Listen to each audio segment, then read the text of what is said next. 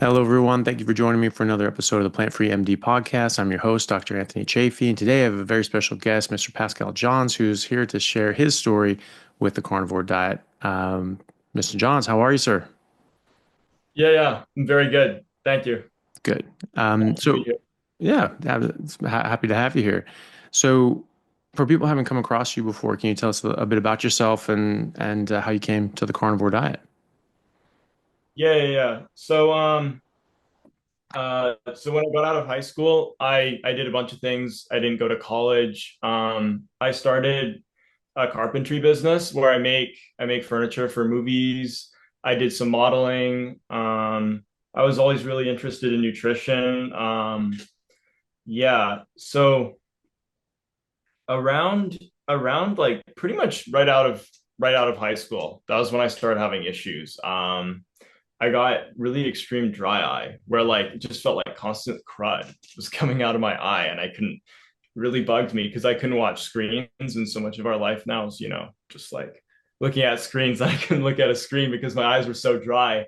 Um, in hindsight, I definitely think that was oxalate related because it started when I was working on this salad greens farm, and I was just like stuffing myself on greens every single day. Like I was looking at my poop and it was green, and I was like, "Oh, this is so good. This is so healthy," because I'm eating so many greens. That's funny. Yeah, yeah, because like the farmer was like, "Just taste it." This was like a really high end Mm. like salad farm where like we were smelling very small amounts, and yeah. So yeah, it started with the dry eye, and then I started having these skin issues that started escalating. So I had like keratosis pilaris, which was kind of mild, but then over time it just kept getting worse and worse, and it spread all the way along my front thighs, my calves, back of my arms. And when I looked it up and talked to my dermatologist, he said that basically nothing you can do is genetic, like it's just determined by your genes because you're Northern European, nothing you can do about it. Maybe it'll go away at some point. And that never sat right with me because I never thought that an entire race could just have a disease. It seemed very unlikely to me. Well, So also, if it was genetic, maybe it goes away, so maybe your genetics go away. I mean, what kind of answer is yeah, that? so like most made no sense. Yeah. Yeah. I mean, the simple fact that you weren't born with it and didn't have it throughout the entirety of your entire life, and that it might go away means that there's something else at play there. You have a genetic predisposition, sure, but you have an environmental trigger, and that's the majority of conditions that we have. And I mean, I'm sure your doctor took genetics in college, and that's what we get taught in genetics. So that's a very strange answer from a dermatologist. Yeah. No. Yeah, Yeah. No. yeah. Sorry, didn't mean to interrupt though. No. That's okay. Mm. Yeah. And in addition, I noticed that this disease was much more common in people who Mm. are overweight.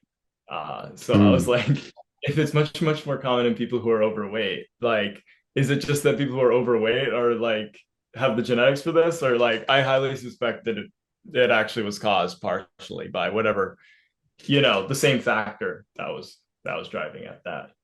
So yeah, so I didn't like that skin condition. It was just there, and then I got acne, and it just kind of kept getting worse.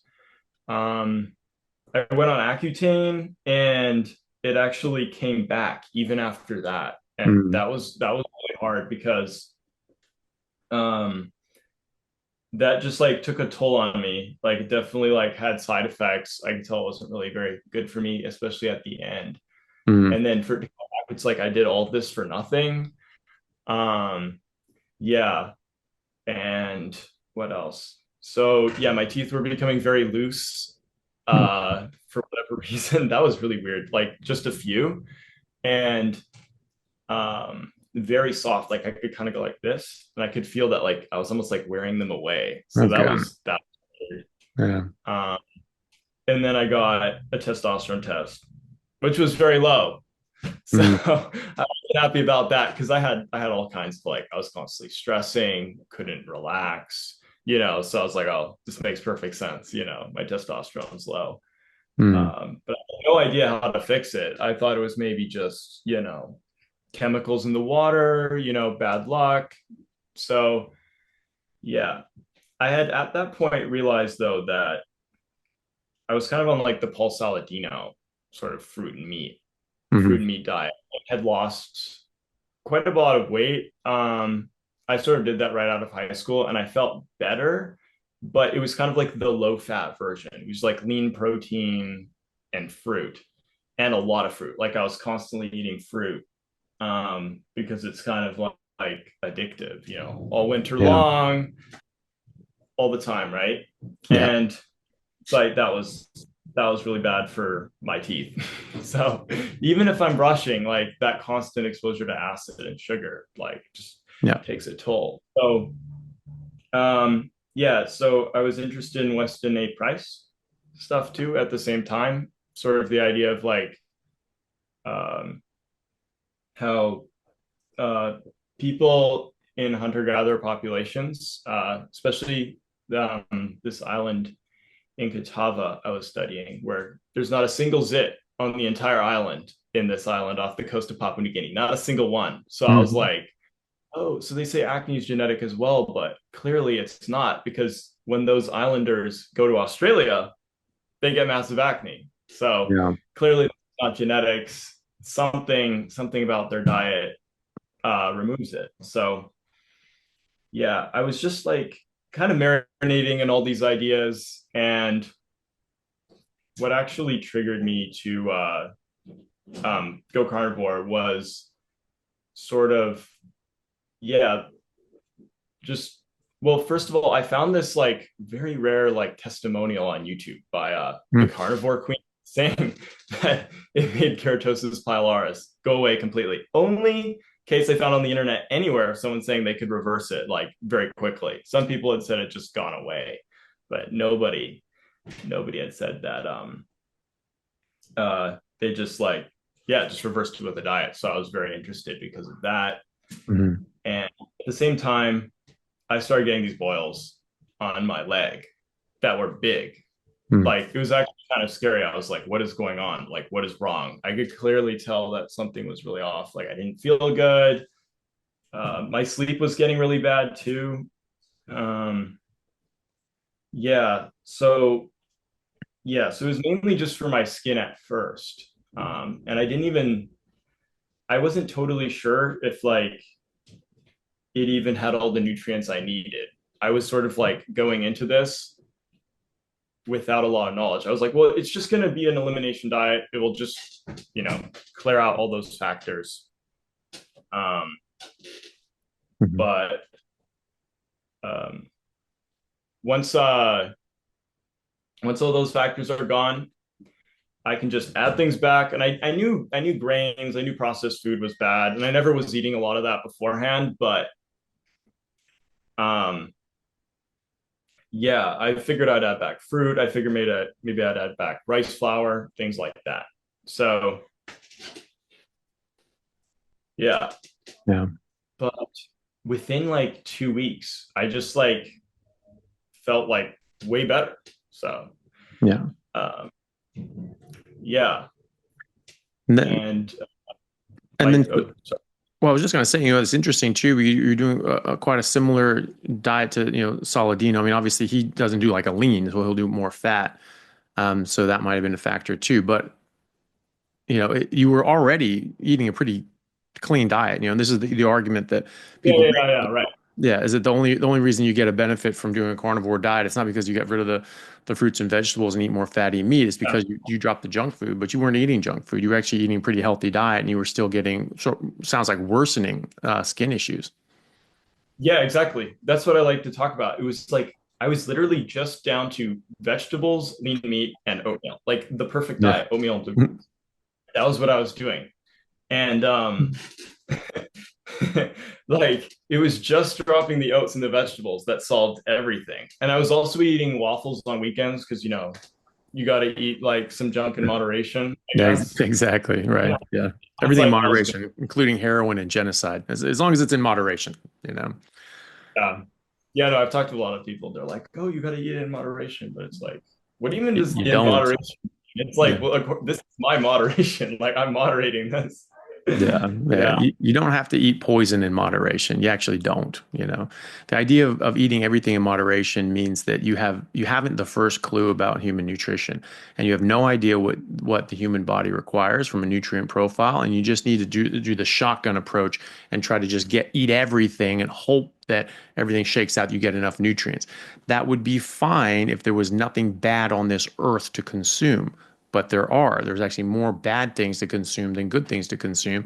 And so while you may get some nutrients eating fruits, vegetables, oats, etc., there's nothing essential that you won't get from meat. So you don't have to do that. But you also get a lot of the toxins. You also get the bad with the good. And so having that everything in moderation approach is not helpful from a nutrition standpoint because it just means you don't know what you're supposed to eat. If you know what you're supposed to eat, just eat that. And saying yeah, that, well, you can eat bad things, just don't have much of it. Okay, fine. If you want to eat bad things, I don't. If you want to do heroin, you should probably do it in moderation. You shouldn't do it every single day. But the problem is it's addictive and it becomes an everyday thing. And so do these addictive food substances. And if you just recognize heroin or alcohol or cigarettes or fruits and vegetables as containing things that aren't beneficial to your health. They are deleterious to varying degrees. Obviously, not as bad as some things, just fruits and vegetables, which a lot of fruits and vegetables will kill you if you eat them. So they're actually worse than heroin. They're worse than alcohol. They're worse than cigarettes. Of the edible ones that we eat, most of which are treated. You don't just eat them raw. They're not edible raw. Like most beans and legumes are not edible raw. They have to be cooked and treated, or else they are toxic, acutely toxic, and put you in the hospital, could kill you. So recognizing that there are harmful things in there and saying, well, I don't want to put toxic things in my body, that's not a problem, actually. That's being responsible with your health. People say that, well, that's orthorexic. You're being too good. Well, really what you're doing is you're making them feel bad that they've got shitty diet and behaviors and addictions. And you're making them feel bad. And so they want to bring you down so that they feel justified in eating garbage. Well, I don't want to eat garbage and I don't want to do heroin. That would be the same as if they're saying that, people that don't shoot meth are, equivalent of orthorexic for druggies. It's like, oh, well, you should be able to do it in, not doing any drugs. That's obviously going way too far. It's like, yeah, if you're a drug addict and you want to justify your addiction, I could see that argument, but I'm not a drug addict and I don't want drugs in my system and I don't want cyanide in my system. People say, well, there's not that much cyanide in almonds. How much cyanide do you want in your body? I'd like zero, thank you.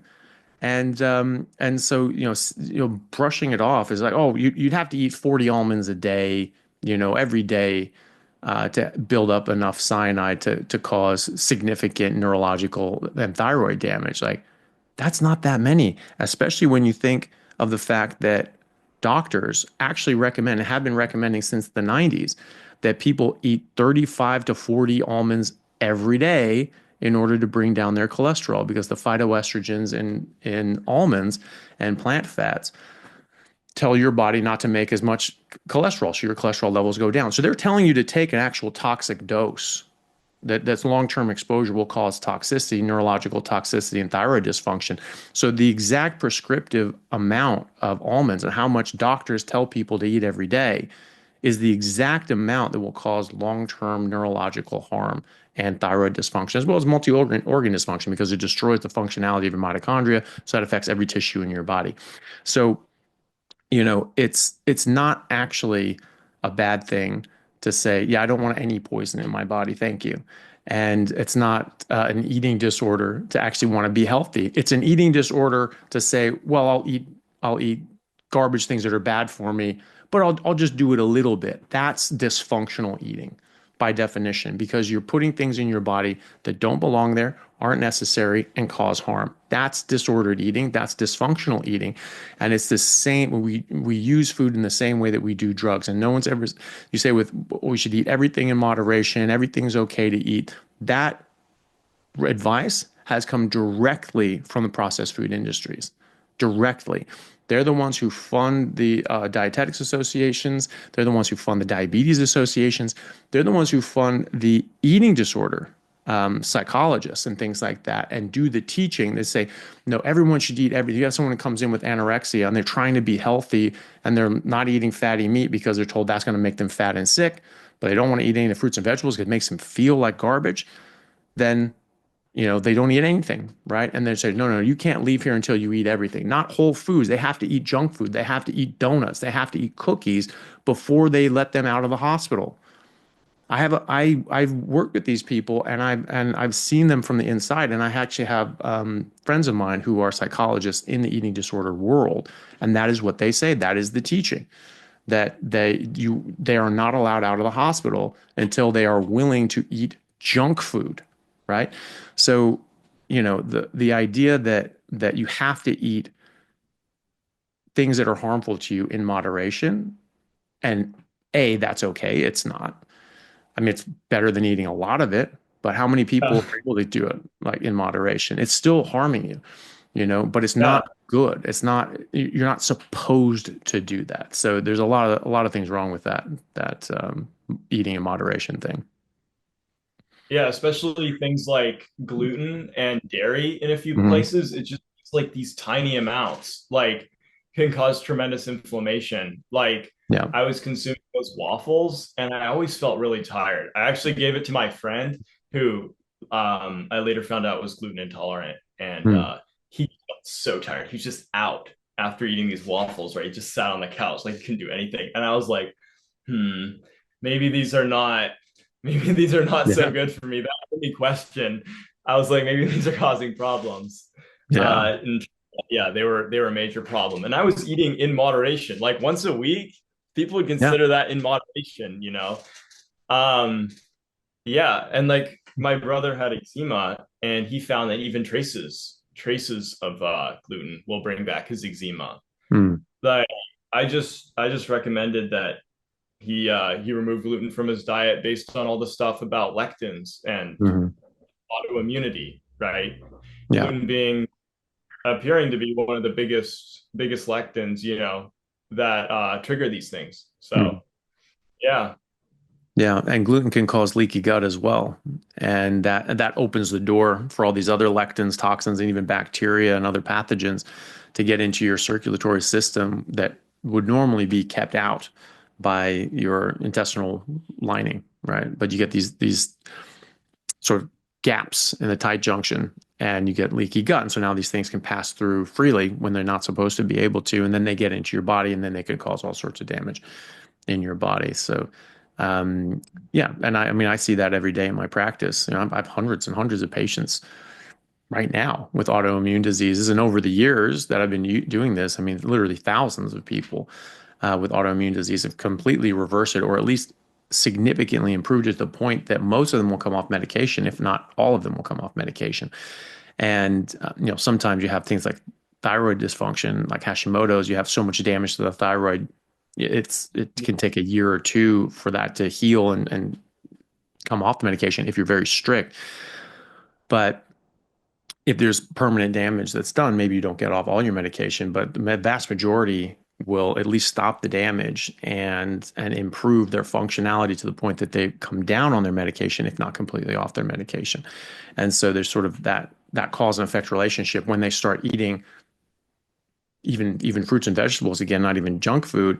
All of a sudden it comes roaring back and their antibodies spike up again. Whereas normally you just see it come down slowly over time because that's our immune system stays active for a very long time. And if nothing is triggering it, then it'll slowly settle down. But then all of a sudden you get exposed to something again, bam, those antibodies come up again. And they take a long time to yeah, go down. exactly. Yeah. Yeah, it's like how are these antibodies like inherently harmful? When you often remove Mm. the food, and Yeah. then they just magically these antibodies stop, attaching to the body cells, because that's the theory Hmm. is that the antibodies just circulating, they attach to an organ, and then your immune system goes in and just blows it all up. But yeah, no, I thought your theory about that was really good. Yeah. Yeah. Yeah. Um, Yeah. and So, like, so how old are you now, and when did you come on to carnivore? yeah, so I'm 21 and this is me, and I'm about to turn 22. And I started this exactly a year ago. I'm pretty much like on the dot actually. Yeah. So I've been doing Okay. it 1 year. Yeah, very Yeah. good. Yeah. It's like my As and you said like in the first couple of weeks you started feeling better, but what walk us through that transition when you went to just sort of what were you eating at the time, what exactly were you eating, and then what were the changes in your how you felt and your skin conditions and things like that. yeah. So um I did it cold turkey, which is definitely not ideal. I didn't really have any digestive issues, but what happened is that my skin actually flared right off the bat, like pretty extensively. Hmm. Uh, and it might sound like you think, oh, this is horrible, carnivore is horrible. But in my mind, I was thinking, this is having an effect. Hmm. Like, so I want to see how this plays out because I was pretty sold on that at that point about it being a proper human diet. So it was going to take a lot of evidence to say that this was bad. So I was like, I always had heard of like sort of ideas that your body just needs to clear things, needs to sort of, work out the damage that's already present, in that tissue. So I thought it was something like that going on. And yeah, sure enough, a month later, the boils completely went away, but there was definitely a flare that was kind of disturbing. Hmm. Yeah. And this is interesting too. So the keratosis pilaris, it was bad. It almost looked like acne all over my legs. Hmm. And there was an area of hair that was totally bald, like on the back of my legs. Like the back of my legs were bald. Hmm. And I thought it was genetic. But that hair actually started growing back 6 months later. But the thing is, because these hairs are poking up out of an area of skin that hasn't had hair in years, it often creates a lot of inflammation as it comes out. So it actually kind of looks like things are getting worse for a while, right? But actually, that's just the hair growing back. Hmm. Yeah. And now the inflammation's really come down as almost all the hair has grown back. It's all sort of pierced its way back up through the Yeah. skin, and the hair Nice. has completely gone back, which is like miraculous. Yeah, it's interesting. That is really interesting as well that you had a bit of a worse, it got a bit worse before it gets better. I have seen that with other rash, I mean, with psoriasis. That's something that people notice as well is that sometimes it can get worse before it gets better. And that obviously can scare people off. They go on a carnivore diet, but they're just trying to try something because they're desperate, but they haven't looked into it so much, and that they've been as convinced as you, saying, "Oh no, I think this is the right way for me to eat." Sort of, Yeah, and we'll see what happens in the long term. And they can get a bit scared off by that, and then this is justified, like, oh my God, people have these problems. You have to run away. You have to go add plants back in and all that sort of stuff. But if you stick with it, typically that's what happens after a month or two or what have you. Things start coming back through the other side, and that is interesting. Sort of, yeah, it's an interesting phenomenon. I mean, obviously, a lot of these things are hormonal as well, and so when you have this fundamental change in your diet, your hormones are absolutely going to change. I mean, even just the simple fact that you don't have as much insulin, that's going to change your hormonal expression significantly because insulin blocks the action and production of growth hormone, which is a major, major hormone, especially someone your age. And if that's being suppressed, your body's not going to be working properly. It will also block leptin and suppress leptin, which is a major, major hormone that goes into the hypothalamus and controls multiple hormones from the hypothalamus, which control multiple hormones in the pituitary, which control a huge, huge amount of hormones in the rest of the body. So, and it blocks estrogen production in women. It blocks testosterone production in men when you get insulin resistance because you have insulin can trigger or signal testosterone production in the testes. And so people think, ooh, more insulin, more testosterone. No, actually, because when you have more insulin, you actually start reducing the receptors in your testes and elsewhere. You start getting insulin resistance. You start getting a tolerance. It's like this is too much. This is not what we want. And now your body's not as sensitive to insulin, and so now that signal goes down. Actually, testosterone goes down, and so people, especially with insulin resistance, they actually find that they have very low testosterone levels. So diabetics, people with metabolic syndrome, these sorts of things, insulin resistance, typically have much lower levels of testosterone as well. And then when I put people on a ketogenic carnivore diets and their insulin levels come down and their insulin resistance starts to reverse, actually that sensitivity starts going back up, and all of a sudden they're producing more testosterone. People have to understand how these things interplay, and if you think that there's a signal for testosterone from insulin, then more insulin is better. It's actually not the case. It's actually deleterious, and will start having negative impact on your testosterone production. So when I have my patients go on ketogenic carnivore diets, they sometimes double or even triple their testosterone production, and for total and free testosterone levels.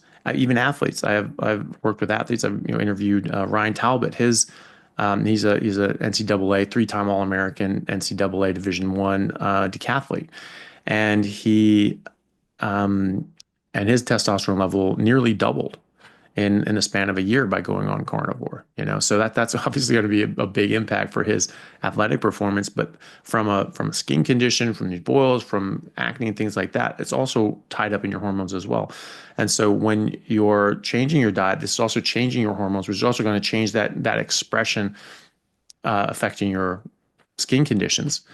And you sort of have to wait for things to sort of level out after a few months before you sort of get to a stable place. And that's usually when the skin conditions start to settle down. Same with women. They might see disruptions in their periods, in their menses, for the first sort of 3-4 months. But then after 4 or 5 months, it's generally very stable after that, and usually improves and becomes much more regular. So that's interesting that you had that experience, but that's sort of my thinking as to why that could have been.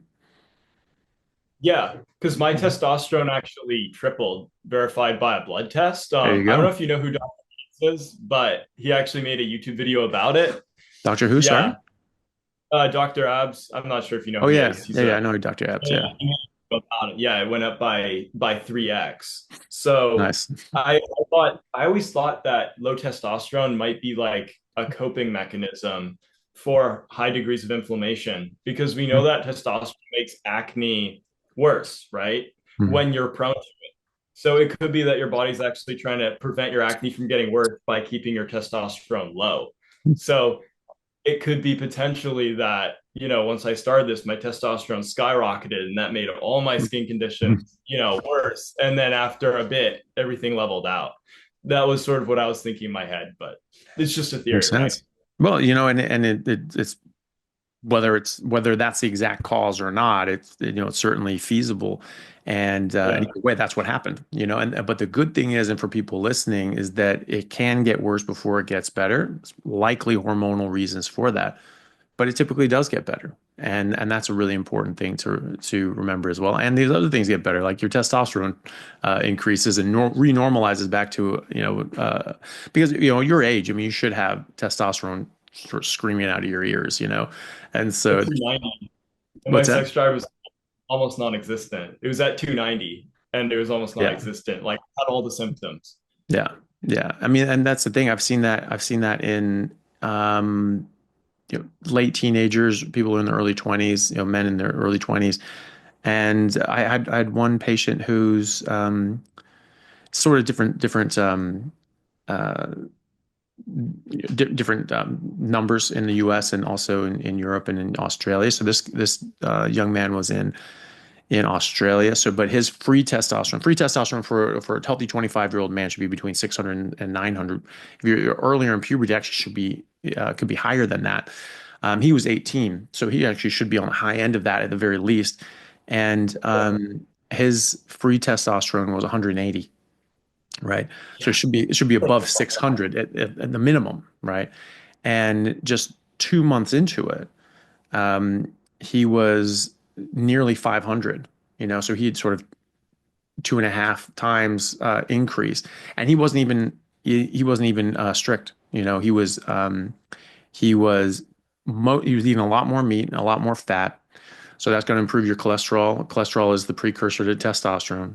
You're also going to have more zinc. Most abundant forms of zinc are in meat, especially, number one would be oysters. Number two would be beef. and you need zinc to make testosterone. You're also now reversing a lot of the insulin resistance. That's going to improve testosterone, as we discussed before. And there's a few other things as well. I'm actually going to do a post on this, sort of all the different mechanisms that go into this. Um, but either way, even though he was just eating a lot more meat and eating a lot less of the junk, and also the phytoestrogens and the hormone disruptors from the plants and all that sort of stuff, that's going to cause a huge burden of harm to your testosterone production in men. And for all these different reasons, even though he was having sort of, have rice, 2, 3 days a week or some other things here and there, was eating a lot of meat, but certainly wasn't 100%. Wasn't even 100% ketogenic all week long. It was just most days, maybe, a couple nights a week, he'd have some rice or something like that. But even then, his testosterone level shot up, nearly 2.5 times up. And so imagine, and that's just 2 months. And so imagine long term, and imagine if he's actually strict with it. It's going to make a huge difference. Yeah, and like people who have inflammatory bowel diseases like Hmm. Crohn's or ulcerative colitis, they Yeah. almost always have very low testosterone.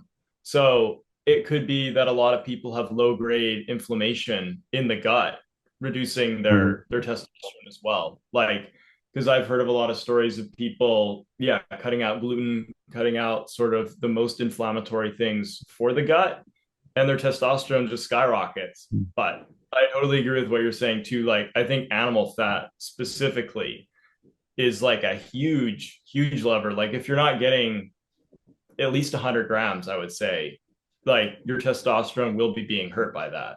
Hmm. As Yeah. a Yeah, and if you're eating vegetable oils, the seed oils, or the even olive oils or coconut oil, they have those phytoestrogens, and that signals your liver to not make as much cholesterol, and cholesterol is what testosterone is made out of. Basically, all your hormones, certainly your sex steroid hormones, are all made from cholesterol. Vitamin D is made from cholesterol. Testosterone, estrogen, progestogens, mineralocorticoids, glucocorticoids, everything made in your testes, ovaries, and adrenals are derived from cholesterol. And so if you're artificially suppressing your cholesterol, and that's what you are doing by having these plant oils or taking medications, or eating fiber, which will draw out your bile, which is made with cholesterol, because cholesterol is very important and you use it for all sorts of things. You are artificially lowering your cholesterol. If you just fast and don't eat anything for 5 days, nothing in or out, your body will elevate your cholesterol because your body needs that cholesterol and is using that cholesterol. And so by eating these other things and reducing it, that is artificially reducing it, and you're reducing it down below a level that your body actually wants you to be in. Another, carbohydrates will actually lower your cholesterol typically because it changes you from a fat burning metabolism to a carb burning metabolism. And so you're running on those carbs that you eat as opposed to running on the fat that you've stored, which is our natural design. And if we are transporting our fat from our adipose tissue to our liver to make into glucose, glycogen, and ketones, we need more LDL and HDL because those are the carrier transport molecules to transport that through the blood. It can't travel through the blood otherwise. Fat and cholesterol can't. So that's something that goes up naturally anyway. And so when you just go ketogenic or you just fast, your cholesterol levels are going to start going up because your body is now able to utilize and run on your fat, but also start transporting your cholesterol properly, and your fat properly, and proteins properly, because HDL and LDL actually transport proteins as well as fat and cholesterol. And so by eating carbohydrates, that will again artificially lower your cholesterol because your body's not able to access your fat stores, not able to utilize and access your fat and cholesterol stores. So that again is artificially lowering your cholesterol, which will then lower your testosterone production and other hormone productions as well. Yeah, because so many people talk about how like, oh, avocado, that's like a perfect, Hmm. that's like a perfect, like, it's like the new eat your greens every day, but it's like avocado, But that avocado oil is still deficient in vitamin D. It's still Hmm. deficient in vitamin K2, and it contains phytosterols, that are going to lower your cholesterol. and potentially, play a role in a lot of diseases, that we have. Like it's still a small amount, which is probably why most people do fine. Like it's nothing compared to like rice bran oil. I recall, I recall that was the highest. Like Yeah. that's just like the most unnatural oil you could imagine. Yeah. But I think And that one has. what's that, sorry? Oh, I was just gonna say, like, if you just search up which oils contain the highest amount of phytosterols, they're Mm. often the most typically unhealthy oils.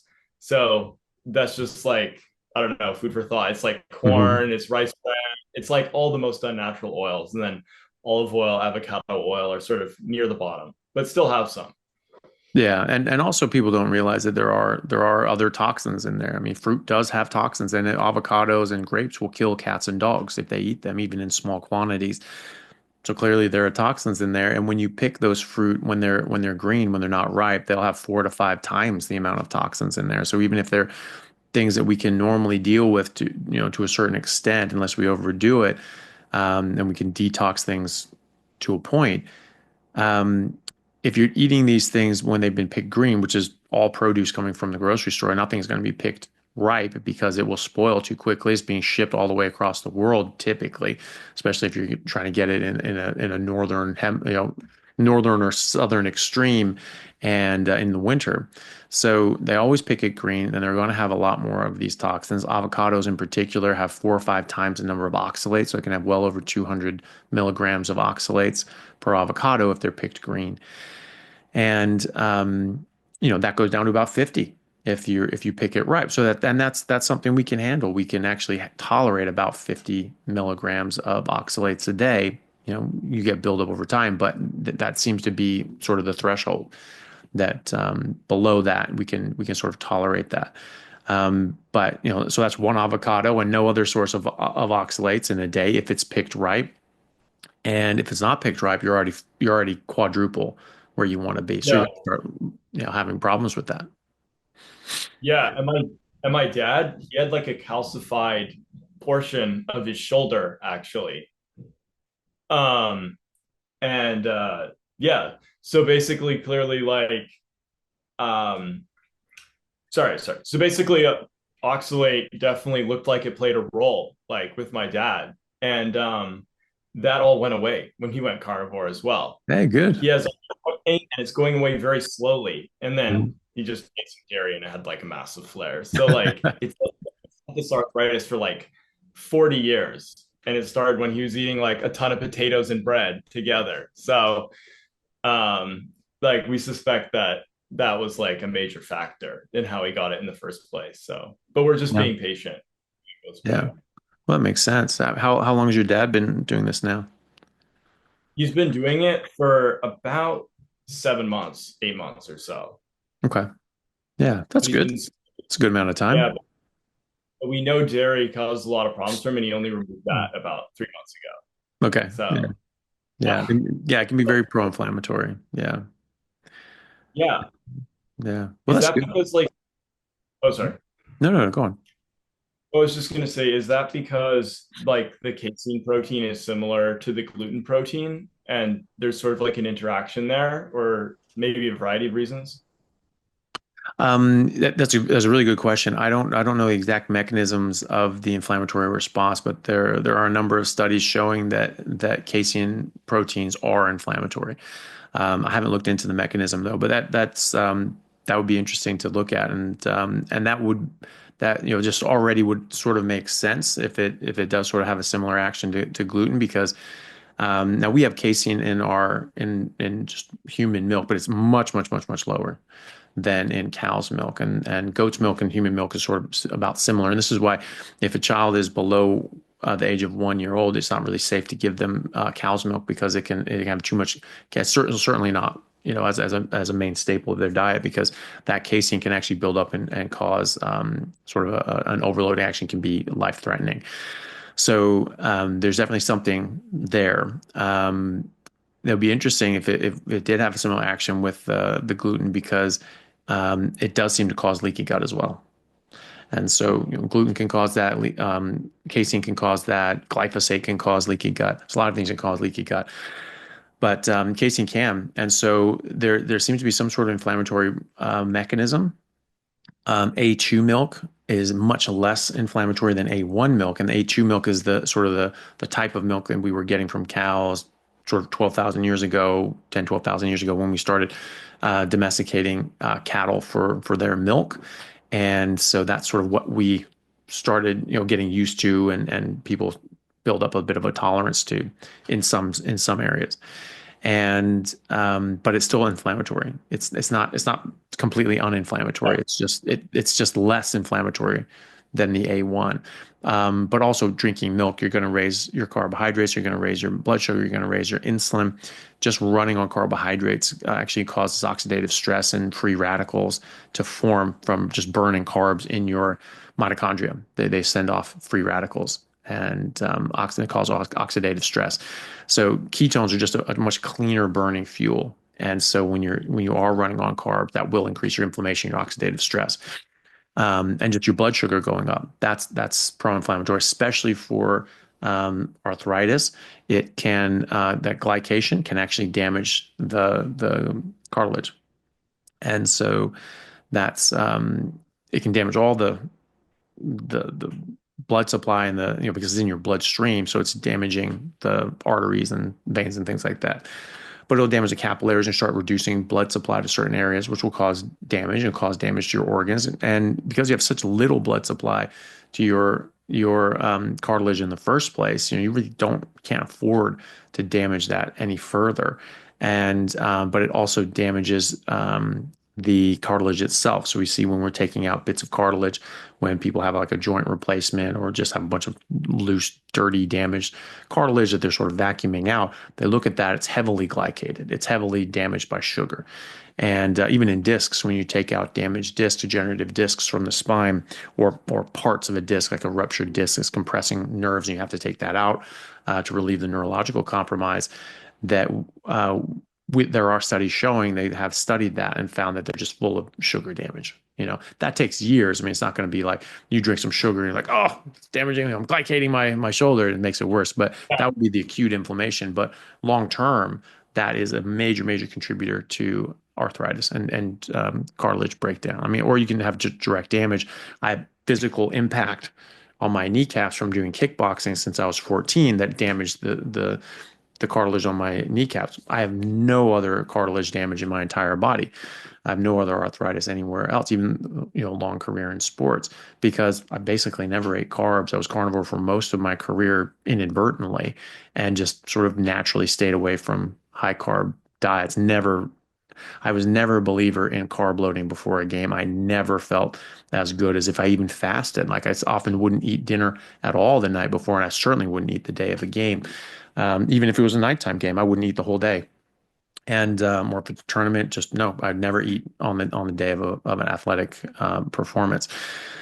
And so I just felt better like that. So thankfully, I just sort of naturally steered away from those things that could destroy my joints. I have like these marathon runners that are just sucking down carbs and gels, and they're just absolutely destroying their joints, and they're going to be just in a bad way for the rest of their life as a result of that.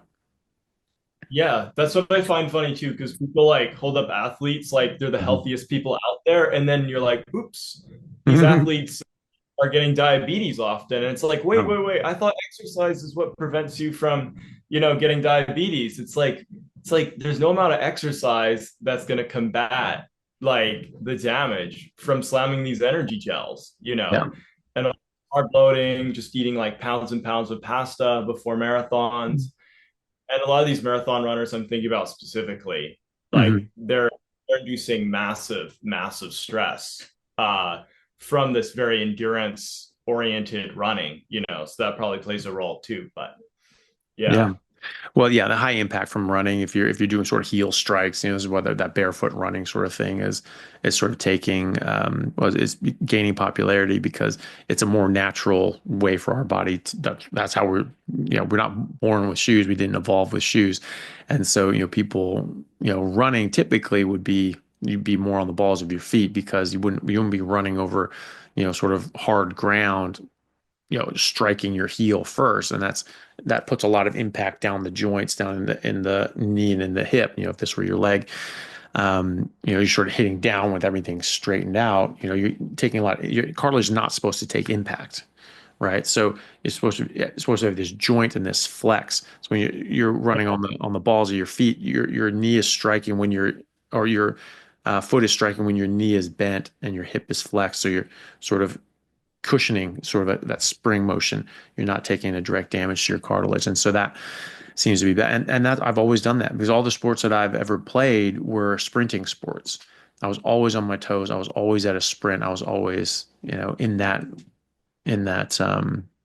that natural, more natural way of running as well. So that can absolutely do it. And if you're carb loading, your blood sugar's 200, maintained because you run this marathon and you're doing these heel strikes, mile after mile, like, yeah, you're going to cause a lot of damage. Yeah. I was talking about like diabetes in addition to Oh joint yeah. pain, though. Like Yeah. the elevated cortisol from all that marathon running can Yeah. potent a lot of all the energy gels. Oh yeah. And the sugar. Yeah. Yeah. Like a Oh, hope of like drivers like metabolic syndrome and things like that. yeah, Yeah. absolutely. Well, they are. I mean, and that's showing up in these studies. With Professor Tim Noakes and others that are studying the difference between ketogenic athletes and carb athletes, and they find that as you get more keto adapted, typically past 6 weeks to 3 months, the keto athletes are outperforming the carb athletes not only in distance but also sprinting, anaerobic, and strength, critical power sort of lifting tests. So any way you can move your body athletically, the ketogenic athletes are outperforming the carb athletes. And in addition to that, the carb athletes are all pre-diabetic. And that's what they found. These elite Yeah, world-class exactly. Yeah. athletes, they're all pre-diabetic or even diabetic. And then there's like, well, what the hell's going on? So, I mean, you talk about your longevity as an athlete. It's never going to happen. I mean, there's like people that in the NFL or other sorts of sports, and they do steroids, which really damages their health long term, especially in the amounts that they typically would use them. And you can die from these things. You can have very permanent damage to your body and your organs, etc. Um, for the rest of your life if you abuse these things, especially certain ones that are worse than others. And but to them it's just like, well, look, I've got this is my job. I need these to perform or even to get into the NFL in the first place. Some people need to do that or feel that they need to do that. And then to maintain that performance and athleticism, they feel that they need to take these illicit substances, which will damage their health. And they just say, all right, look, this is it. I'm going to have a short life, but I can make a bunch of money and I can take care of my family. I can set them up. And that they literally people say that. And so that's one thing. You're talking about like steroids. Okay, that will objectively improve your performance, but carbs don't. I mean, they say that it's like, well, I'm going to get the best performance or whatever. Like that's what we used to think, but now we have hard evidence with top world class athletes. Studied by Professor Noakes, Professor Volek, and Professor Sweeney, Professor McSweeney, and Professor Finney. I mean, they've published multiple large scale studies in humans with elite level athletes or even recreational athletes showing this trend constantly. You certainly don't lose performance cutting out the carbs. And after about 6 weeks to 3 months, then you start seeing this massive improvement in athletic performance as well by being ketogenic. And so any way you slice it, you're making your life worse, you're making your health worse, you're getting pre-diabetes, you're damaging your joints, you're reducing your longevity, you're reducing the longevity of your athletic performance, and you're not even getting a benefit. You're not even improving your athletic performance. So it's like there's really no excuse to eat carbs as an athlete now. They just think it's like the only way. That's all they know. They Yeah. think, well, I just need to destroy my body to perform. This is like, putting the ultra powerful but dirty fuel in my car, Mhm. just so that I can go as fast as humanly possible. They just don't know that there's this other way to do it. Yeah. Yeah. Yeah, and it's a shame, but then people say it's like, well, everybody, all the athletes do it this way, so obviously it must be good. And like, well, no, because everybody in the Tour de France used to smoke 4 or 5 cigarettes before they started the race every morning because they were told that cigarettes were good for them too. Back in the 40s and 50s, you can look that up. That was a regular thing, and then we've realized like, ooh, actually that's a bad idea. But if you went by that paradigm, that you say like, oh well, all the top cyclists all smoke cigarettes because that's better for your lungs. Okay, well, that's not the case. And they figured that out. Well, now we've figured out that carbs are not actually the best thing for athletic performance. And that's been proven in human trials with elite athletes and recreational athletes. So it's just not the case anymore. And more professional athletes. I mean, I played professional rugby for 10 years, and 5 of those years were ketogenic carnivore. And I can tell you for a cold frozen fact that I've never had athletic performance, ability to put on muscle, ability to get in shape, and ability to perform better than when I was carnivore, ketogenic carnivore. Never. It was night and day. It wasn't even a comparison. And a lot of athletes are seeing that now, especially rugby. A lot of rugby players are getting onto that now, and they're having massive improvements in their performance. And this is not some of it that people are keeping it to themselves because like if you're a pro athlete and you naturally double or triple your testosterone level, heck, you don't want everybody to know that. That's your Yeah. secret weapon. But there are people that are coming out publicly. The top rugby league team in Australia, the Penrith Panthers, they've won the grand championships for like 4 or 5 years in a row. And they came out publicly last year after they won. They're saying that like, yeah, basically most of us are doing carnivore or at least animal based. We're eating just tons of meat and we're not eating carbs, and so that's that's something that's becoming more well known, but there's not this huge ad campaign to back it because there's no money behind it. There's no industry. Whereas if like Wheat Bix or something like that sponsors these major rugby teams, it's just like, oh, it's all going to be pushing about how, um, carbs are so great for athletic performance because there is a product behind that, but for people that are in the know, I mean, the thing is, all you have to do is just try it. I mean, give yourself 3 months as an athlete and, and just see, and you'll see. And if you're not getting the same performance, you want to add back in carbs, go ahead. I don't care. I've got no dog in the fight. But I just know from my own experience, it's night and day difference. And there are top athletes around the world that are doing this. I mean, there's a Chris Froome, who is a four-time, I think he's 3 or 4 time winner of the Tour de France. He does keto, right? So, some of the top Ironman competitors and ultra marathon runners, they do keto or even full carnivore. So, the idea that you need carbs is just completely outdated. It's behind the times. Yeah, and the thing is, I'd say for me, it actually took probably 4 to 6 months for my athletic performance, not to recover, but to like exceed where it was at. Mm. And I was going through Yeah. like a lot of challenges because at first I was such a chronic snacker, always hungry, Mhm. chronically hungry. I think I forgot to mention that. I was eating realistically 6 meals a day, and food was always on my mind. And like I could not go. Like I get super cranky if I went like more than 4 hours without food. Mhm. Like midnight, of course. So as like I was sort of widening this amount of time that I could go without food, took like literally like 4 months for me to get to 2 meals a day. Mhm. Like it was a long process. But Mhm. once I got to kind of two one meal a day around there, that was when my energy levels really exceeded what they were before, especially endurance. Mhm. Like I was playing soccer and I was able to just go way longer. Like everyone else was just completely exhausted, but I could just like I was ready. I could just keep going. And yeah, I was actually fasted at that time too. Yeah, Yeah. yeah, all the hormones associated with fasting maybe add like just an extra little kick to that athletic performance. Yeah. Yeah. I mean, I always felt better playing fasted, training fasted, always, and so I always told people too, like always play hungry. You want that sort of. I don't. I even before I ever knew anything about this stuff, I always sort of put it in that relation. Like look, we're out there hunting. Our body needs that energy. Just go out, kill something. That aggression. That like go fight, go expend energy, go do something.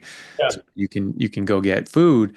And then if you eat, your body just says, "Yeah, look, we got it. We got all our energy. We don't need to do that. Everything's slow down, rest and digest." And so that's how I sort of thought about it, correct or not. That's how I thought about it, and that's what I experienced was if I ate on the day of a game, I would never have the same performance. I would not feel that I had the same energy. I'd not feel like I had the same aggression, the same drive, the same sort of edge that I normally had in rugby. And so, if it was, sometimes I maybe have like a bit of breakfast or just a little bit of something. If I was like, felt like I was really hungry or something like that, but this would be 7, 8, 9 hours before a game.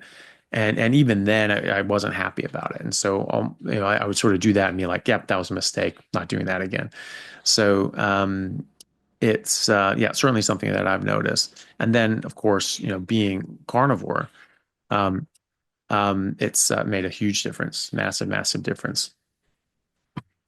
Yeah, and like your digestive tract is well known to be an extremely energy intensive organ while it's digesting. So, like, it would make perfect sense that your athletic performance would go up when you don't need all that extra blood flow diverted to your colon Yeah. instead of your muscle.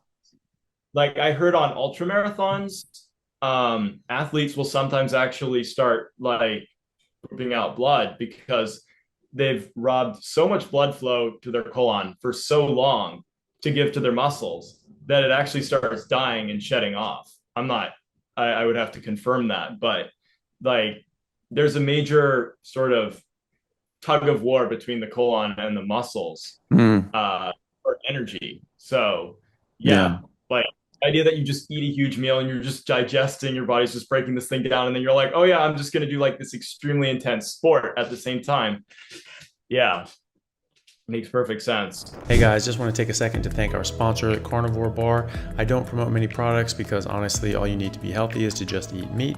For those times that you're out hiking, road tripping, or stuck at work and you want a nutritious snack that is just meat, fat, and salt if you want it, the Carnivore Bar is a great option. So I like this product not because it's just pure meat, but also because I want the carnivore market to thrive as well. And the more we support meat-only products, the more meat-only products there will be available in the mainstream. So if this sounds like something you'd like to get behind, check it out using my discount code Anthony to get 10% off, which also applies to subscriptions, giving you 25% off total. All right, thanks guys. I was going to ask too, you said that you had this huge improvement in your testosterone. You tripled your testosterone level. Your Yeah. acne boils went away. You know, Sort of what else happened? What else did you notice, and sort of what are you eating now, and how are you feeling? Yeah, so I like experienced like a huge, very varied variety of benefits.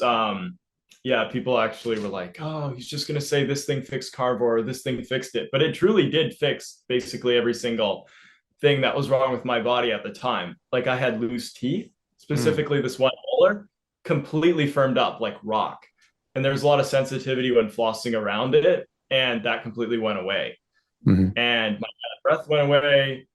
My body odor mostly went away, but it comes back when I eat hmm something Yeah. that, that I shouldn't. So there's that. Boils went away. Keratosis pilaris. It's about 85% gone, I would say. It like fades Nice. very, it was so slow that even after 3 months, I was still debating whether I was imagining it or it's just a Mhm. placebo. Then after 6 months, I was like, no, this is definitely real. Yeah. Yeah. And especially since I went into this partially for that as like a main reason, that took like a lot of faith to be honest. Yeah. After like it took a long time to see results on that. Yeah. And then also I before I was always sort of like I didn't want to eat till full because I didn't want to gain weight. Like I really liked being lean and I knew if I ate till full, I would gain body fat. Like I'm not prone to being super fat, but I definitely would be like a little chubbier. And I realized on this actually, I can just eat as much as I want, truly. And I hmm will never gain body fat. In fact, my waist actually shrunk. Even though Mm, I was extremely skinny in abs, it actually shrunk. Um, and I don't know, like it's hard to explain, but on the sides of the abs, there's sort of these dips in that mm, I thought were potentially due to sort of a reduction of fat on the inside of the body rather than the outside. Like the actual definition of like my stomach and that whole region didn't really increase to a large degree. It was all on the inside because the waist shrunk down, yet it kind of looks roughly the same on the outside, if you see what I mean. Yeah. Yeah. Well, you do get rid of visceral fat, all the internal Yeah. your abdominal fat, which is really good to do.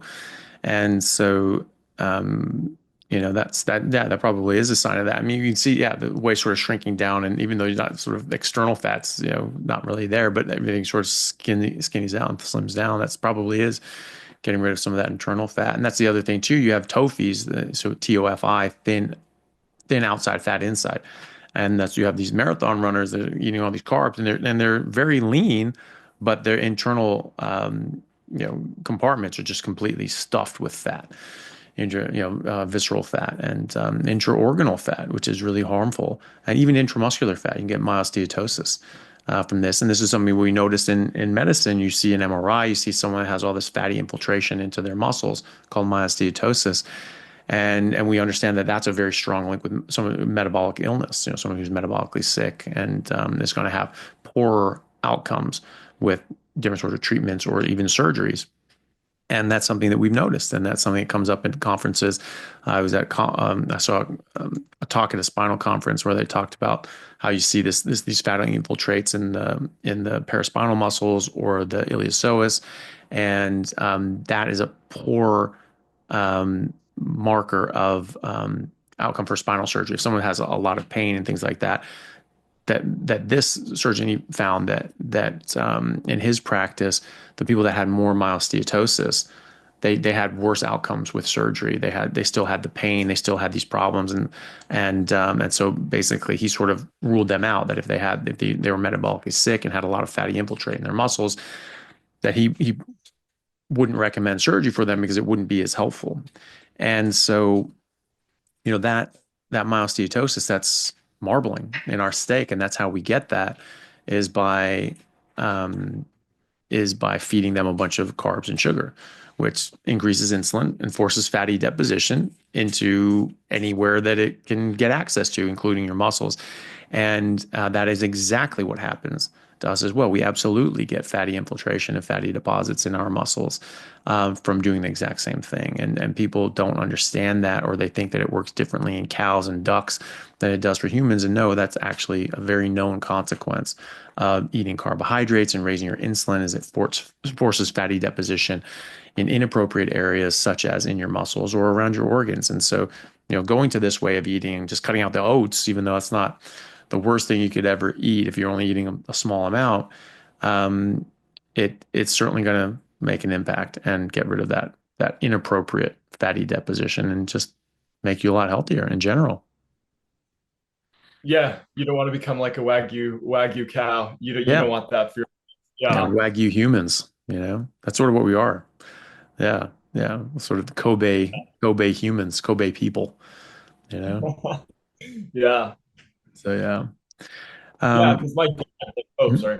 No, no, go on. Um dad, he didn't see an increase in sort of definition on his stomach for the most part, yet Mhm. he went from a 36 to a 30 at Oh, his there you go. waist. Yeah, Just like all this internal fat, like none of Mhm. it really on the outside. Like maybe he can do something later on to peel that last bit off, if he wants to. But Yeah. he probably doesn't need to for health reasons. It would just be for like aesthetics. Vanity reasons, yeah. Well, it'll keep happening. I mean, his body will get down to a stable body fat percentage that his body wants him at. And sometimes depending on how much fat tissue you have, and that's something that's normally sort of pretty stable from childhood. So if you sort of ate this way early on, you'd have sort of less fat cells, and you'd sort of be lean or more lean throughout the rest of your life. But if you ate more carbs and sugar early on in your life as a baby or a toddler, you would actually deposit more, and you actually grow more fat cells in number that it's going to be more difficult to get down to like a really lean, shredded level unless you sort of worked out really hard and did other things potentially. But what I found, especially, well, so for me personally, I just checked my body fat percentage the other day, and I'm not really regularly in the gym. Maybe it's a couple days a week, just lifting weights and things like that. Not hugely active at the moment, but I'm trying to get back into more 4 or 5 days a week sort of lifting schedule and get in some hills and sprints and things like that. But just being not as active, going to the gym a couple times a week. Um, I'm around 9% body fat without really trying. It's just it doesn't get worse than Yeah. that.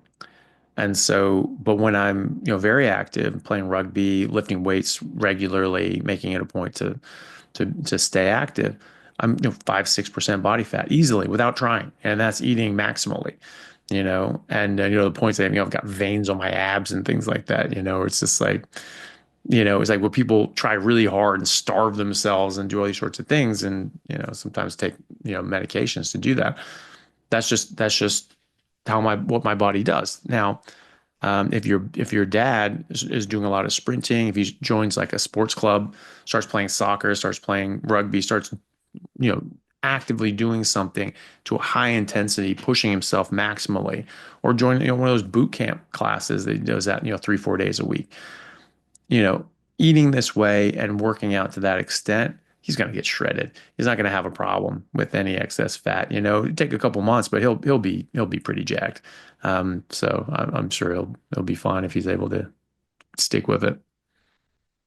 Yeah, and what's it called? For I think he'll be faster than me actually, because I was sort of kind of restricting for a very long time to stay lean. So once I could eat as much as I want, I actually gained 10 pounds. Hmm. Um, I don't know if that was muscle or if that I Yeah. definitely know some of it was fat. But the thing is, around 6 months in, it just started falling off again. Hmm. And now I'm like even leaner than I was, being kind Mhm. of hungry all the time, like a lot leaner. Yeah. And I don't even stopped running. I barely work out now. Like I do absolutely nothing. Yeah. And I have more like less body fat. Like Yeah. it's crazy. Because my friend was saying, well, you were just low testosterone before because you were too low body fat. But it's like now I'm even lower body fat than I was before. Yeah. And Triple. uh, Yeah. yeah, exactly. Because like mainstream bodybuilding advice would be like, oh, below 10% body fat, your hormones are just gonna tank.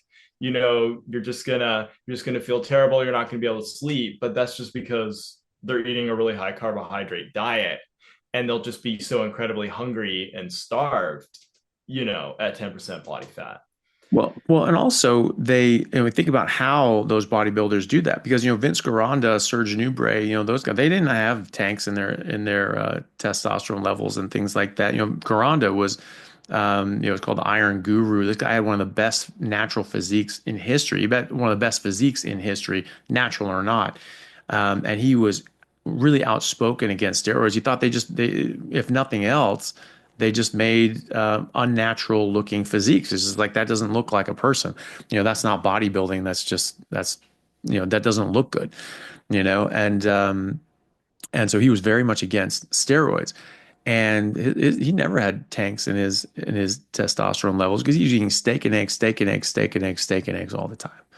And he was shredded and jacked year round. And so now bodybuilders doing that now, how they get down to under 10% body fat. I just eat the way I eat. I'm under 10% body fat. I work out and I go down to 5% body fat. It's just naturally, completely naturally. And the way they are doing it, they're eating all this carb load bullshit. So stacking on tons of fat. They're getting intramuscular fat as well, which is why when they start losing fat, they go ketogenic. They cut out the carbs. They also cut out the fat. They go very lean protein. So still eating a ton of protein. They're restricting their calories and they're restricting fat and restricting carbs. And so what that does, they start leaning out. It destroys their hormones because now their cholesterol is just completely jacked, and they can't produce testosterone properly. They're nutritionally deficient because they're not getting the nutrients that you need from fat, and you're not getting the vitamin D from that either. And vitamin D is a precursor to testosterone as well, and so they are cutting all this stuff out. They're actually going ketogenic, but lean meat ketogenic. So they're probably giving themselves, borderline protein poisoning. That's why they're feeling so sick and miserable at the point of of their contest, and they're like, okay, now I've got to eat something because this is actually hurting them, is actually causing harm to just eat lean protein with nothing else. And so they get lean, and now their muscles sort of shrink. They're like, oh, you're going to lose muscle if you're going to lose fat. No, they didn't have that muscle in the first place. They had myosteatosis. I guarantee you that. And so they had this fatty infiltration because of all the carbs and sugar that they were eating to bulk up. And then now that's going away. So now you're getting that fatty infiltration is coming out of the muscles as well. So it looks like you're shrinking down, but it's actually the fat going away from the inside of your muscles. And anybody who doesn't believe me, if you're in bulking phase, you're eating a whole bunch of carbs and sugar and crap like that as a bodybuilder, go get an MRI. You will see fatty infiltration in your muscle. I guarantee it. I've seen it before. And that's just the mechanism. That's how the physiology works. So that's why they're tanking their testosterone. Whereas you and I have low body fat percentage naturally because we're eating properly. And the way we're eating is also benefiting our testosterone levels. The reason I think that you actually, put on muscle, but put on a bit of fat, but then all of a sudden came back around the other side and started losing fat was because of metabolism. If you're under eating, you're telling your body that you're in a famine. You're telling your body that it's winter, that there's just not enough food available, and that your body needs to just shut down and store your fat and just survive, right? And then when you start getting food, your body says, okay, well, we need to store this because we're still in a famine. It's still winter. Yeah, maybe we got to kill, but we still got to be conservative. But then all of a sudden you get into the summer months and the game is more plentiful and you start eating more regularly and your body says, oh, okay, hey, we can pull back now. And then so at first when you're eating more, your body's gonna store that as energy. You're gonna try to put on some muscle, but you're also gonna put on some fat, and you're gonna keep your metabolism low so that you don't waste this energy, so you can get through the lean times. But then when your body's convinced that it's not a lean time anymore, and your leptin starts normalizing, and these other hormones start normalizing, then you're gonna start putting on muscle, and you're gonna start losing that fat as well. And so now your body knows that you're not in a famine, you're not starving, you're not fasting, and it's not winter and you've got plenty of food available. And so, you're going to maintain a low body fat percentage and high muscularity just by eating normally. Yeah, and this might sound dramatic, but I feel like I was starved of red meat, like pretty Mm, much my entire life. Like I remember yeah. as a kid being like, can we eat steak? Steak was always my favorite food. I Hmm. was always thinking about steak on my birthday. And then Yeah. sort of when I gave myself permission to just eat steak as much as I want, it was like this feeding frenzy. I was Yeah. tracking my calories. I was eating 5,000 calories a day for like a couple months. Like it'd be almost impossible not to gain weight with that level of like food intake. Like it would definitely be possible, but my body was just like, I am now getting the ultimate meal I've always wanted, and I'm going to take full advantage. You know what I'm Mhm. saying? Yeah. Yeah. Yeah. And that's part of it too, is that you can be nutritionally deprived and your body tracks nutrients, it doesn't track calories. And so it's looking for those nutrients. And if you are quite nutritionally deficient, you'll find that you do need to eat more, and your body wants you to eat more. And then if you're getting more energy, with those nutrients, okay, well, you're going to store a bit of those too. That can happen as well. And then when you get up to nutritional, competency, then that can also slow down as well. Um, this is why, especially early on, when people go carnivore, including a bit of organs, a bit of liver, I mean, not much, a couple ounces, a few days a week is totally fine. Some need a bit more than that, they just have a bit of higher nutritional demand, especially when your body's healing and you're recovering and you're sort of rebuilding all these nutrients. Having a bit of organs and things like that can be helpful. Most people will catch up on their own just eating muscle meat. Most people. But what I've found in testing thousands of people over the years is that it can take a while, and they feel a lot better if they add in a bit of organs or maybe even supplement, especially if they're really low on certain things. They can feel a lot better a lot quicker, getting those nutrient levels back up to snuff. And you also find that adding in a bit of organs, a bit of liver, a bit of kidneys, people reach satiation much quicker as well because you're having so much more nutrient density, vitamins and minerals that come with these organs that are much more concentrated in the organs. That when you have a bit of that with your meat, you find that your body says, yeah, we don't need as much of the meat because we've got all these nutrients as well. Because your stomach actually has receptors that track up your vagus nerve to your brain, and they track and keep track of the actual vitamins, minerals, proteins, and fats that are in your stomach at that time. And this is why when you're hungry and your body wants these nutrients, things taste better. But as you're eating, they taste slightly less better until finally they don't taste good at all. Long before your body's ever absorbed these things, they could still be in your stomach, not even made it to your small intestine, let alone be absorbed in digestion.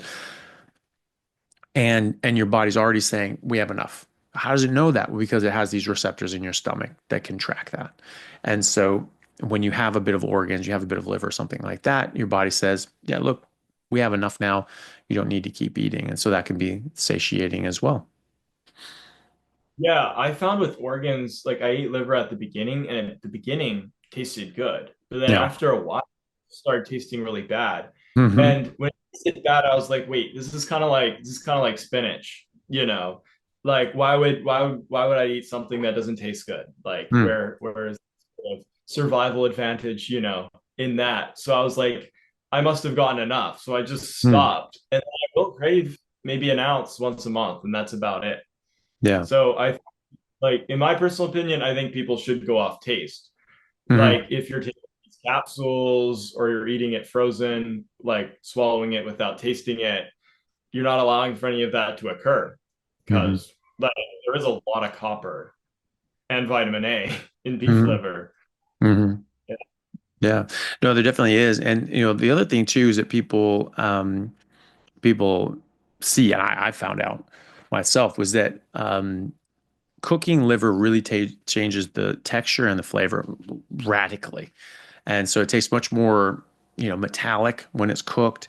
It's much tougher, sort of mealy. It's not as pleasant of a flavor. And even sometimes you could be really, needing those nutrients. Your body says, well, actually, that tastes good. So that's fine. But when you cook it much less, you sort of cook it like a medium rare or like a rare, just sear the outside, it tastes way better.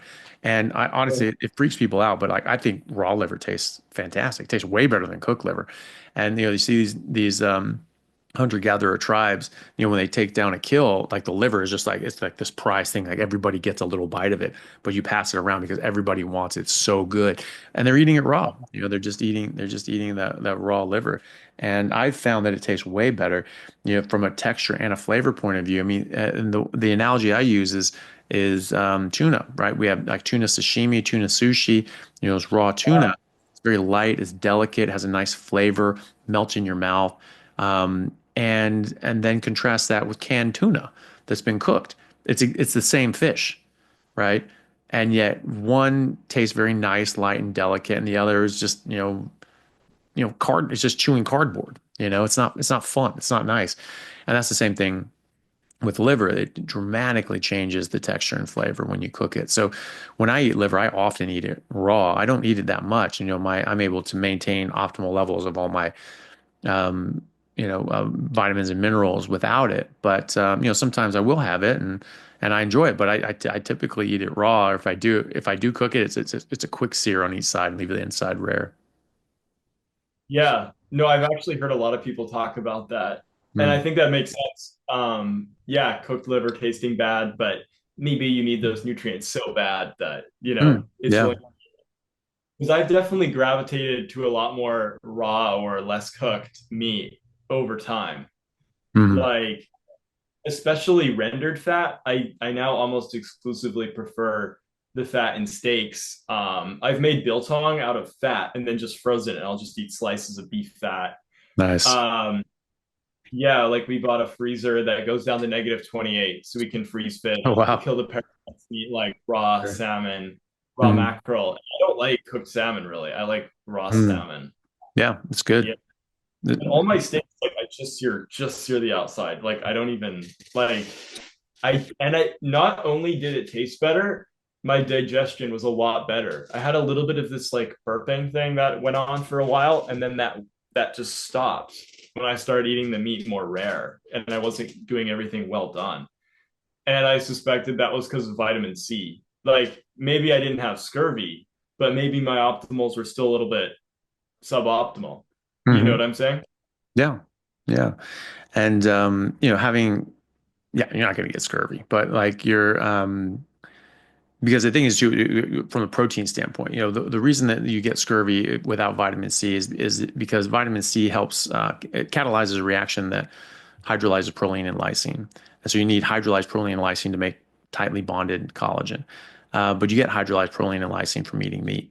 It's only you get the unhydrolyzed from eating plants or making it de novo. So it's you don't actually need the vitamin C. Like you won't get scurvy with no vitamin C. You'll still not get scurvy as long as you're eating meat. But there's Yeah. definitely, but we do see vitamin C show up in other places, like in our macrophages, neutrophils, things like that. They'll have little packets of vitamin C, so they're used for something, but not for scurvy anyway. And you do get some from meat, and you definitely get a lot from liver. Liver has more vitamin C than most apples, and like a lot more, like 4 or 5 times more. And but there are also just these all these other nutrients, and testing people's blood work before, during, and long term on carnivore, it's massively people are massively deficient in these nutrients. Some of them will show up as normal for the reference range, but the reference range is just an average for the local community, and most people are malnourished. And so taking an average of malnourished people. Now everybody looks like they're not malnourished because if everyone's low in B12, now all of a sudden no one's low in B12 because it's an average. So that goes for zinc and magnesium and folate and selenium and all the rest, vitamin D. So all of these things are a bit skewed by that anyway. And some people are just low on that scale as well. But when you look at, there's studies have been done that actually looked at what optimal reference ranges for different vitamins and minerals, and those are very, very different, and they're generally much higher than the lab ranges because every lab will have a different range as well. So you go to one lab and you're normal, you go to two other labs and you're low, maybe, and other things you may be high or normal. So it's like, well, which one is it? You're the same person. Do you have a deficiency or not? Or do you have too much or not? So that's not useful looking at averages. You want to look at the optimal ranges. And when I look at that, I mean, everybody's low. I mean, it's almost no one is in an optimal range unless they're heavily supplementing with someone or on a carnivore diet. And even ketogenic diets, it can be lowered. Even just drinking coffee on a carnivore diet, it can be low because of these anti-nutrient effects that plants have. Coffee's no exception. That's my main problem with coffee. It's not like, oh well, the caffeine is, well, that's a neurotoxin and that's not great for you. But my main problem with coffee or tea is that they're just rich with anti-nutrients. They have lectins, they have tannins, they have phytates, they have saponins, they have all these things that we avoid spinach and celery and kale for. And yet we say, no, we like the effects, and so that's okay. Well, it has all these things as well, and these anti-nutrients will block out the absorption of a lot of your vitamins and minerals. So it's almost impossible to get up into optimal ranges of zinc and magnesium if you're drinking coffee, even on carnivore, even with supplementation. It's usually you have to remove the coffee first. And I have seen people on different medications, and basically it's like they're not taking medication if they have them around, if they have coffee around the time they take those medications. Like my patients were on thyroid medication. If they have coffee, and we sort of figure this out by trial and error, if they have coffee within 2 hours of taking their thyroid medication in the morning, it's like they're not taking it at all. They absorb almost none of it. And so their blood tests show up as deficient, even though they're on thyroid medication. And then we just delay their coffee by 2 hours, or even just stop it if they can, spikes up, slams up. And I see this again and again. I've seen this dozens and dozens and dozens of times. So that's my issue with that. But most people, when starting on a carnivore diet, just coming from a natural diet or even a ketogenic diet, they will be deficient in a lot of these things as compared to the optimal ranges. And long term on carnivore, they'll typically get up, if not into the optimal ranges, very close to the optimal ranges if they're eating grain finished. If they're eating sort of more grass finished, pasture raised sort of stuff, there's never a problem unless they have a malabsorption issue. And so even if they have like MTHFR, other sorts of things, if they're eating sort of grass finished, all that sort of stuff, or maybe even just liver a couple times a week, if they're doing the grain finish and everything's improved and dramatically better, but they're not quite in that perfect optimal range, a little bit of liver puts them over the line every time, unless they have a malabsorption issue. And if you have a malabsorption issue, like pernicious anemia, which is way more common than people think, or even partial pernicious anemia, where you have some partial damage to your body's ability to absorb B12, you're still not going to get enough. And I have people that are not drinking coffee, not on any medications, they're only eating beef, and they're adding in liver 3, 4 days a week. Their B12 will not come up without an injection. And so I know when I checked them and they had pernicious anemia. They had the antibodies for pernicious anemia. They were very suppressed. They were almost non-detectable, but that's because they've been on an autoimmune diet. They've been eating carnivore, which Yeah. suppresses that down. So, but it was still there. And so we saw that. And so they need to take sublingual B12 or get injections. So, but most people starting will be low. And so you're going to catch up quicker if you add in a bit of organs or a bit of supplements and things like that. But typically, you'll catch up long term. So it's really up to you. But I like the same way. I like the sort of the taste thing. If liver tastes good, your body's telling you something. Have some liver. And after a few bites of that, typically it's like, nah, I'm over it, and that's fine. And then a few days later, try it again. And if that's what your body's telling you to do, then great. And that's a good way of catching up and maintaining optimal levels of your vitamins and minerals. Yeah. And I definitely suspect that I had a malabsorption issue because my B12 was only about 150, I Oh wow, believe. that's way And way I too was low. actually eating quite a lot of meat, like Hmm. beforehand. I think I was eating I remember 300 grams of lamb every single Hmm. day. So, like, I'm sure a bunch of other nutrients are not being absorbed properly. It seems sort of like once I removed those oats and the waffles and the vegetables, it sort of released sort of this blockade that was preventing absorption, and suddenly I could take it all up. Yeah. Yeah, So like I had a lot of like weird diarrhea that had gone on for quite a long time. And I always thought that that was sort of at the root of some of my issues, but I could never fix it. hmm, And I suspect that's partly why I was so low in many of these nutrients. It was just, yeah. yeah, true. Yeah, if you're not getting time to digest them and absorb them, yeah, that can happen. And it actually, the thing is, the diarrhea actually went away when I started kind of restricting my calories a little bit. And looking back on it, I'm thinking basically your body doesn't want to starve. So if you're eating less food, it's going to absorb more. But the only reason it's not absorbing it is because what I'm eating is bad. So this is actually another reason why restricting calories is so dangerous. Mm, You're removing your body's ability to sort of pick and choose what it wants. mm, You get what I'm saying a little bit? mhm, So that was partly why I got so sick, ironically, when I lost weight. mhm, I think because I was suddenly forcing my body to absorb all this stuff. mm. Yeah. And yeah, and even just getting out of your own way and just eating naturally, your body knows what it's doing, and your body will do what it's supposed to do. So if you just eat fatty meat until it stops tasting good, you cut out everything else, your body typically takes care of the rest, as long as you don't have a malabsorption issue or anything like that, or the meat that you're eating is of good quality. And that might mean including a bit of organs and things like that, but just eating naturally, and your body sort of figures out the rest usually. Yeah, it was like next test was 300, and then now I'm like 450. But it's like it's been a year. Like this stuff Yeah. takes time. And you're in the Like US, yeah? I'm in Canada. From Canada. Do you know what units you guys use there for B12? Uh, Picomoles per liter or picograms per milliliter? Like PMOL the slash L or I PG slash ML? think I converted to the US metrics because those are the only ones that I ever hear talked about. So it's like it gives me some number, in the metric system. I have no idea even what they're talking about. So Yeah. pretty, So, well, either way, that's still low. You might actually have like an actual malabsorption issue or some sort of methylation issue where you just require a bit more in your diet. So, livers probably is a good idea. And if you're not able to bring that up, in like really about 4 to 6 weeks, if you add in liver and things like that, just 3 days a week, if that's not significantly higher or up above if it's in picomoles per liter, PMOL/L, then you want to get it above 800. So 800 to 1200 is sort of the range that you're aiming for. And in US terms, it's PG/ml. You want to be between 1100 and 1600. And you can also just check your homocysteine. If your homocysteine is below 7, that's actually okay. But if your B12 is 1200, but your homocysteine is 10, like you need to keep going.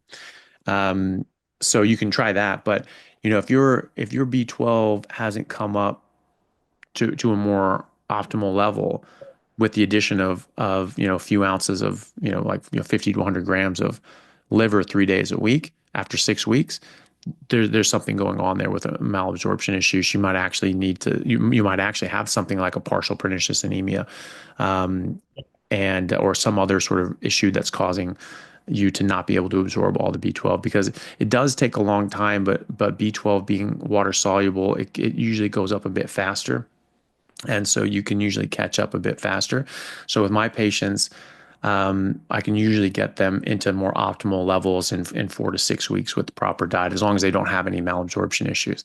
And so if you add in liver, 50 to 100 grams of liver for 3 days a week for the next 4 to 6 weeks and get your B12 tested again. If it's sort of stagnant and it hasn't really come up or hasn't really gone up above, 800 for picomoles or 1100 for picograms, then I would think about malabsorption issues. And you might have to think about doing like a sublingual B12. But any supplement you ever take would be you want the methylated form, so the methyl B12, which is called methylcobalamin. Sometimes just me-cobalamin, which stands for methyl. And typically a normal range for the sublingual is about 1,000 to 2,000 micrograms per day, and then you just test and you see where you're at after a few weeks on Okay. that. And yeah, so that's something to think about. But that's the other thing too, is that some people feel that yeah, they're getting better, but they're not quite where they want to be. And then you test their levels, and they might actually have a malabsorption issue because after a year on carnivore with everything else taken out, and, presuming you don't drink coffee and things like that, um, you really should be in that optimal range. At this point, if there wasn't anything else going on, or if the meat that you're eating is or if you don't have a methylation issue that you typically might need a bit of liver or something like that if you can't get pasture raised, grass-fed, finished beef and lamb and things like that. So something to think about. And so sometimes when you see that, and then you correct that, either just adding in a bit of organs or like the sublingual B12 or whatever, you can actually just level up again and just feel even better than you did before. Yeah. Well, like the last test was about 3.5, 4 months ago, I would Okay. say. Yeah. So yeah, I wasn't eating any liver and I was kind of overcooking my Mm-hmm. meat at that point. And Mm-hmm. I know can reduce B12 too as well. So yeah, okay, I'll do that. Yeah. I You definitely don't think it was going like I don't think I was just perfectly healthy in terms of my physiology. I was just know, consuming a bad diet. I think I definitely had some additional sort of issues going mhm. on, and it would make sense those would take time to sort of Yeah. resolve.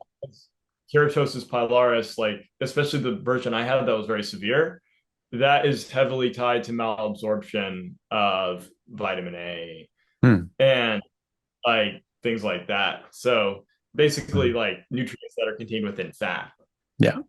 Yeah. And I've noticed from trying things like seed oils, like really like I don't know, not to be too graphic, but like I'll immediately get diarrhea if I have Hmm. any any sort of like yeah. That's why I can't eat at restaurants. It's like pain. Hmm. Like I can feel it like immediately.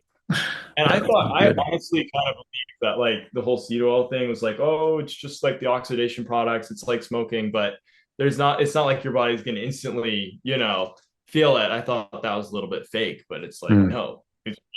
And it does apply to plant-based oils a little bit as well. Like it's not just oils from seeds. Like any Yeah. oil that's been cooked. Fried avocado oil, like it's pretty similar. Hmm. Yeah. Yeah. Well, yeah, it oxidizes very quickly, all that stuff. So the ones that are liquid at room temperature, Coconut oil is a bit more stable, but it still has all those the phytosterols and other sorts of things as well, which you don't really want. Um, so Pascal, thank you so much for coming out. It's been an absolute pleasure. I really appreciate you sharing your story with everybody and taking the time to do so. Where can people find you? Are you on social medias or anything that that people can go and see more of you if they want to? Yeah, so I'm just on Instagram. It's my name, Pascal underscore Johns. Hmm. I just made a mistake, Pascal Dehan. And I put up a YouTube video there about keratosis pilaris. And I'm thinking of making more videos on sort of, yeah, my experience with carnivore. But yeah, that's all I have right now. Okay, Thank you. yeah, not a problem. Well, we'll put that up in the description. People can find you there. Pascal, thank you so much. Really appreciate you taking the time. Yeah, no problem. Okay, All see you right. later. Thanks, everybody. Thank you for joining me. Please do go follow Pascal and see and follow his work. And please do hit the like and subscribe if you haven't done so far. And we'll see you next time. Hey, guys, thank you very much for taking the time out to listen to what I had to say. If you like it, then please like and subscribe to my YouTube channel and podcast. And if you're on YouTube, then please hit that little bell and subscribe. And that'll let you know anytime I have a new video out, which should be every week, if not more. And if you could share this with your friends, that would help me get the word out and let me know that you like what I'm doing. Thanks again, guys.